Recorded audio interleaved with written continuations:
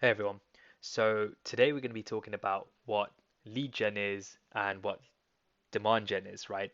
And what the differences are between the two. So which should you actually go for if you're a startup and you've been either you've you've consulted someone, or you've actually gone ahead and received some feedback or heard anything, or heard, I guess, some strategies that you should be going for right out the gate when you're a startup and trying to generate that new business. And that's what I'm here to talk about today, right? It's really not that simple, right? So startups are generally tasked with generating new business.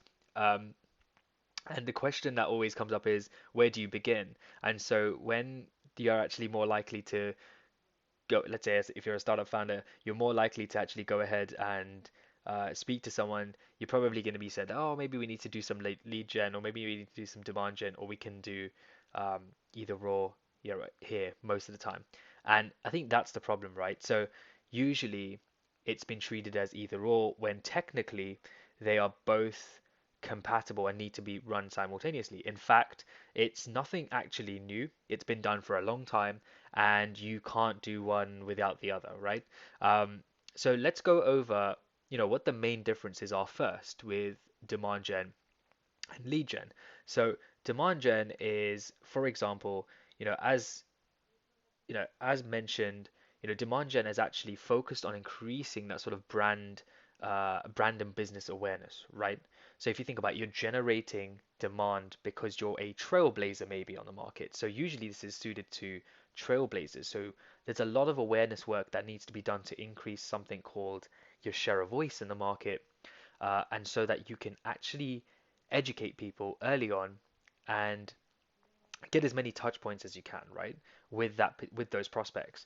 So what you're essentially doing is think of it as you're casting a wide net, right? Because you're raising awareness across the entire market, saying, "Hey, my startup's here.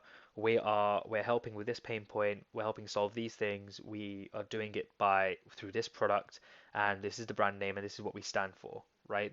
Um, and so what you're doing is you're casting that wide net, that wide message in front of as many people as possible, and I guess you have to understand though that they may not all end up being customers, right? So that's where you can be a bit more efficient and you can say, hey, I want to cast a wide net, but I want to do it based on, across a certain audience, based on my initial market research that I've carried out and the initial beta testing surveys that you've run and feedback sessions that you've gone through, focus groups, whatever you've done, right?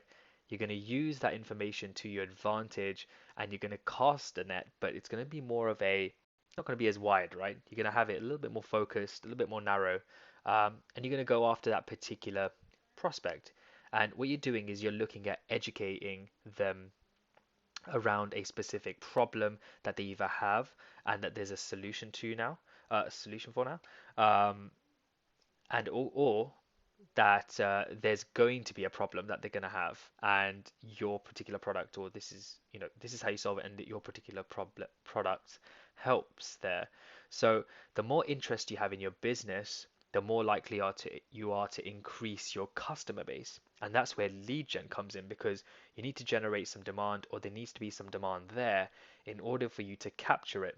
So that's where you look at lead generation, which is the continuous process of actually going out there to secure, well, identifying the right target profile, the right target prospect, and getting their contact information, trying to secure that contact information so that you can qualify them further to see if they're a good fit for your product or service, and then, actually converting them as part of your customer base.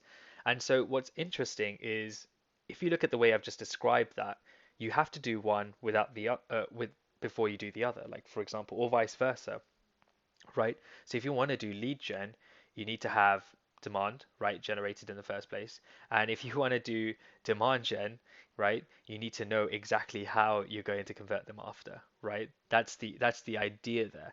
But what you what's probably an issue is that most people tend to think of them in an isolated fashion, which is not ideal because both strategies are actually, well, let's say they're technically part of a single strategy. It's just that you do one first before you do the other, or you sense check one first before you do before you do the other. So you sense check demand gen, understanding what your share of voice in the market is. Have you generated enough demand?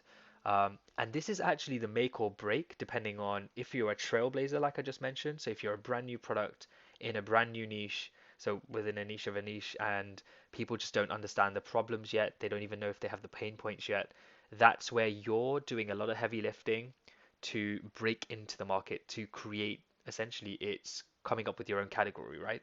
And what you're doing on the side of that, the flip side of that is you have demand, right? But you're the new kid on the block, so you've still got to generate some demand on and some awareness around what is it that you do better in comparison to the competitors out there. Now that you're the new kid on the block, it might be a new pricing structure that's even better, more affordable, for example. It could be a feature set. It could be that the usage parameters are way better with your SaaS product or your API product, for example. And so I guess to cover things in a little bit more depth, I think a good way to do this is through examples, right? So we know that we'll start with demand gen. If you were focused on lead gen initially, and you know that maybe not enough people are understanding the product well enough, well, think about it like this, right? You can run specific tactics to actually go ahead and increase that demand. And some great ways to do that is through educational tactical ideas. So the way to do that is to it's almost like a value add at every touch point with that prospect in your sort of focused but wide net, right? And here's some examples, right? So you can host webinars because you're going to be educating people.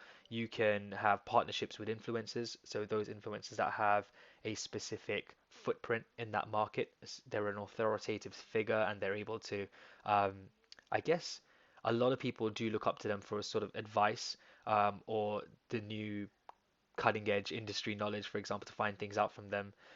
You can do content marketing, so coming up with your checklists around certain areas of what your product satisfies, or even around the topic area overall. Ebooks, white papers, case studies, even, but case studies not in the sales aspect, where you say this is how this customer used us to do this, but it's more like this customer had this problem and they solved it by doing this, and this is the results they got, and it just so happened to be that they used your product to actually achieve that, right? So that's almost like a no-brainer when someone thinks about it, right? They know that that's gonna be part of the case. Hosting events is another good way of generating demand because you're trying to build that the authoritative sort of uh, atmosphere around you in the environment. You're trying to create that environment. Therefore, hosting events is good, as well as attending events, right, where you can actually go ahead and start generating awareness for what you actually do. Now, lead generation is interesting, right, because we talked about going after that specific target prospect and getting their contact details. So if you keep that in mind. Now, if you think about that, we have loads of the traditional ways, right? Some great examples are cold calling, cold emailing, right? Direct mail, right? Um, Industry events and review sites, that sort of thing. What you can see is in turn you're actually going out there to almost secure that touch point with that person, and you may have got their details from somewhere, or you may have got it through one of your demand gen campaigns, like downloading an ebook or something. And salesperson can follow up to see if you can qualify them further, right? So qualifying them further is probably the strongest aspect of that lead gen phase, right? After you've done some demand gen work. And so, yeah, you could also do events as well, right? You could do webinars for that too. So you can see that a lot of them are technically overlapping. Uh, so essentially, when you are told or when you are tasked with the idea of uh, generating new business as a startup or helping a startup generate new business, what you really want to think about is that particular situation that the business is in. Are they a trailblazer? Are they a new kid on the block? And depending on those two situations, you know which one to prioritize and how you should tweak your demand gen process, so your awareness building processes, and then move it into a lead gen sort of process so that you can qualify people further from the awareness set that you've just created, right? And then see who you can convert into a potential customer. So I hope that's clear. Um, you, just to reiterate, you shouldn't be doing one or the other just right out the gate. You should really think about creating a system that does both, creating a marketing infrastructure that does both, right? And when you have that foundation in place, not only will you see those quick term wins, um, you also have a longer term uh, infrastructure in place for long term growth, essentially. But yeah, if you did like this video, please do like, subscribe, and share. If you have any questions whatsoever, or you have any ideas for future videos, or need any questions answering, just drop them in the comment section below and I'll be sure to get back to them. Otherwise, I'll see you guys in the next video. Take it easy. See you soon. Bye.